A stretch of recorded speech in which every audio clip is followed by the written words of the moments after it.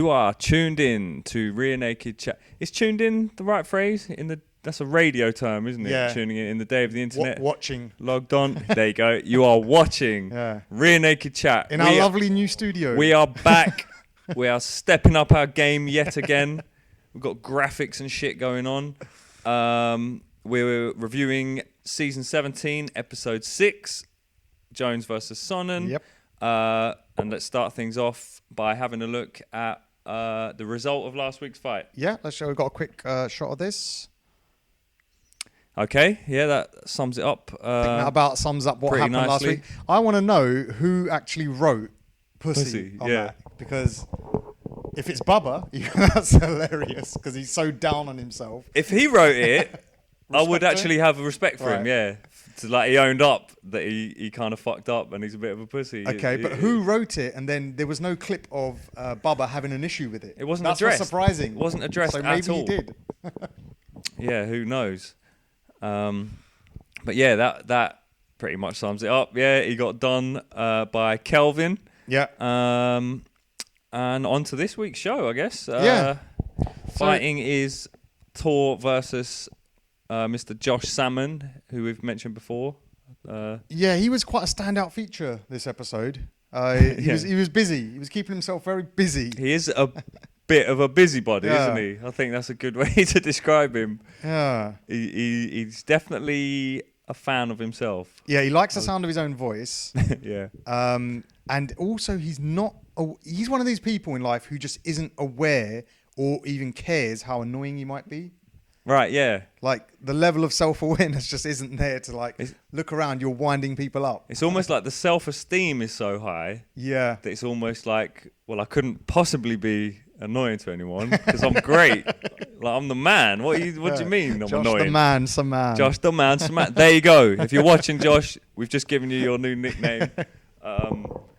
It's probably the best thing we've got to say about him, really. Yeah. He didn't come across too well as far as I was concerned anyway. No. And speaking of Josh the man, we've actually stumbled upon a new feature in our show called Did That Actually Happen? Okay, yeah. Okay, this is where we're going to take a clip and take a look, and we're going to ask the question, did that actually happen? Yes. So feel free to answer in the comments below.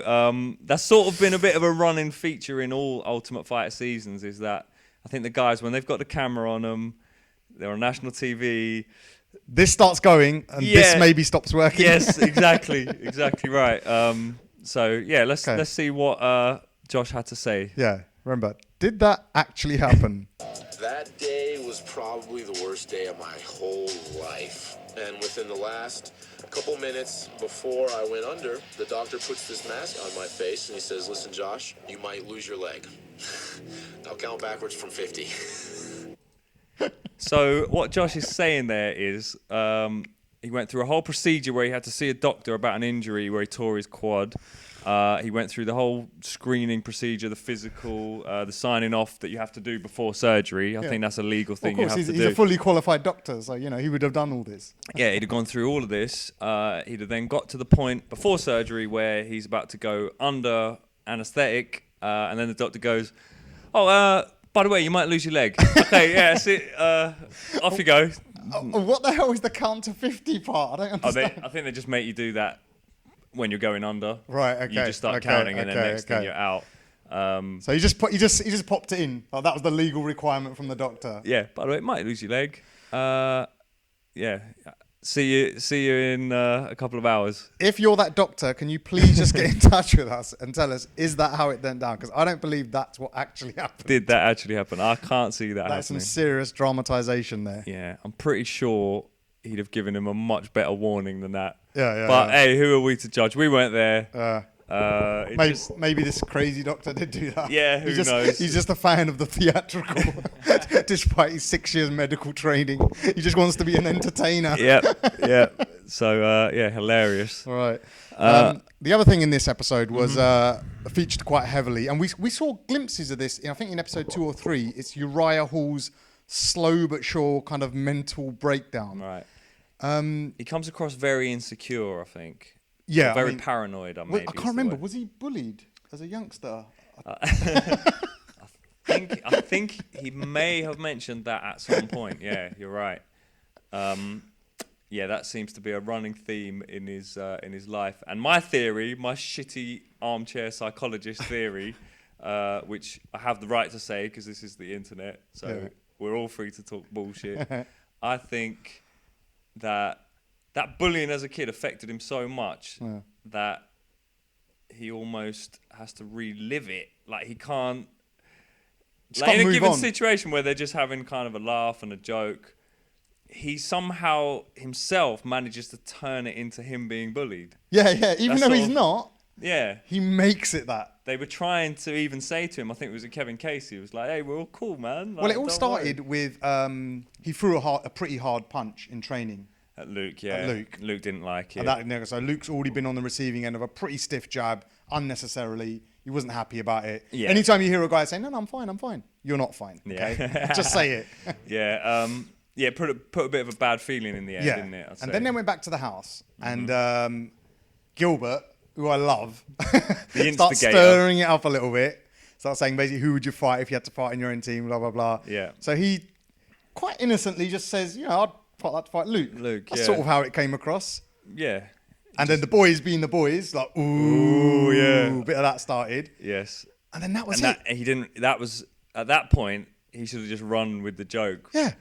But instead, he got very defensive. Yeah, he could have said, like, yeah, he's the best, I want to fight the best. Or just made a joke out of it and gone, fuck him. Yeah, of course I picked him, blah, blah, blah. And, kept the joke going. But instead, he got mad, didn't he? Yeah, he started to create that situation again. Is everyone against me? Yeah. So he's punched Luke in the face. Yeah. A bit too hard. He's then called him out. Right. He's then kind of made this awkward situation within his own team. Yeah. So what does he do next? Well, his only option left is to go hang out with the other team. He'll go and take solace with the other team to try and